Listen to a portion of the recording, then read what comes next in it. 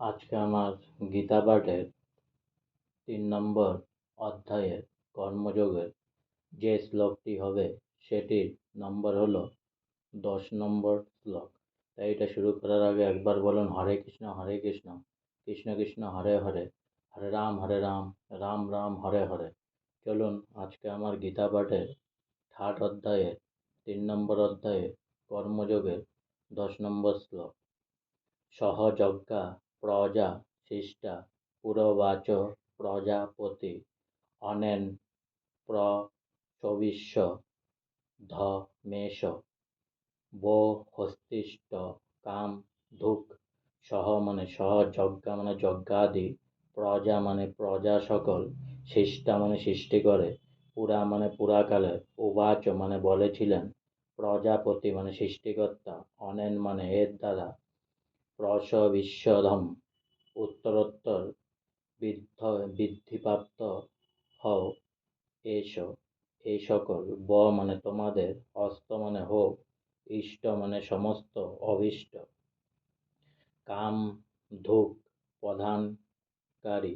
অনুবাদ: সৃষ্টির প্রারম্ভে সৃষ্টিকর্তা যজ্ঞাদি সহ প্রজা সকল সৃষ্টি করে বলেছিলেন, এ যজ্ঞের দ্বারা তোমরা উত্তরোত্তর সমৃদ্ধ হও, এ যজ্ঞ তোমাদের সমস্ত অভীষ্ট পূর্ণ করবে। তাৎপর্য: ভগবান শ্রী বিষ্ণু এর জগৎ সৃষ্টি করে মায়াবদ্ধ জীবদের ভগবদ্ধামে ফিরে যাবার সুযোগ করে দিয়েছেন।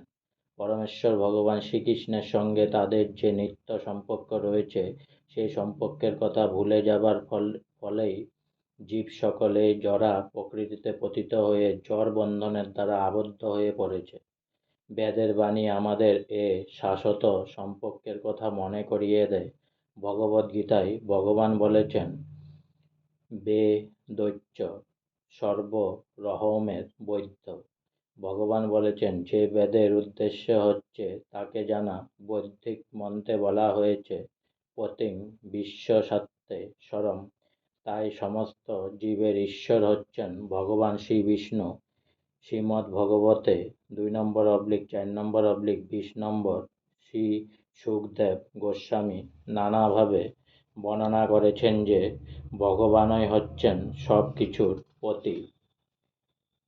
শ্রীয় পতিযজ্ঞপতি প্রজাপতি ধিয়াং পতিলোকপতি ধরাপতি পতিগতি সানন্দ বিষ্ণি সাত্ততাং প্রসিদ্ধং মে ভগবান শতাংপতি। ভগবান বিষ্ণু হচ্ছেন প্রজাপতি, তিনি সমস্ত জীবের পতি, তিনি সমস্ত বিশ্ব চরাচরের পতি, তিনি সমস্ত সৌন্দর্যের পতি এবং তিনি সকলের ত্রাণকর্তা।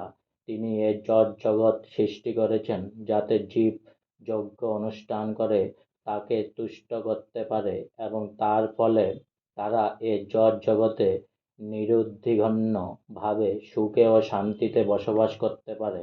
তারপরে জড় দেহ ত্যাগ করার পর তারা ভগবানের অপ্রাকৃত লোকে প্রবেশ করতে পারে। অপার করুণাময় ভগবান মায়াবদ্ধ জীবের জন্য এই সমস্ত আয়োজন করে রেখেছেন। যজ্ঞ অনুষ্ঠান করার ফলে বদ্ধ জীব ক্রমশ কৃষ্ণ চেতনা লাভ করে এবং সর্ব বিষয়ে ভগবানের দিব্য গুণাবলী অর্জন করে। বৌদ্ধিক শাস্ত্রের এই কলিযুগের সংকীর্তন যজ্ঞ অর্থাৎ সংঘবদ্ধভাবে উচ্চ স্তরে ভগবানের নাম কীর্তন করার নির্দেশ দেওয়া হয়েছে। শ্রী চৈতন্য মহাপ্রভু এই সংকীর্তন যজ্ঞের প্রবর্তন করে গেছেন, যাতে এই যুগের সব জীবই এই জড় বন্ধন মুক্ত হয়ে ভগবানের কাছে ফিরে যেতে পারে। সংকীর্তন যজ্ঞ এবং কৃষ্ণ ভাবনা একই সঙ্গে চলবে।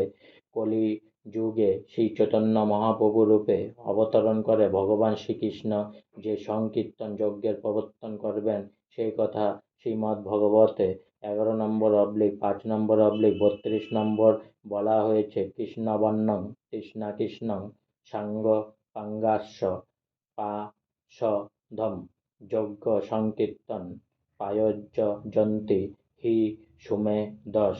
এই কলিযুগে যথেষ্ট বুদ্ধিমত্তা সম্পন্ন মনীষীরা সংকীর্তন যজ্ঞের দ্বারা পাশ্চাত্য যুক্ত ভগবান শ্রী গৌরহরির আরাধনা করবেন বৈদিক শাস্ত্রে।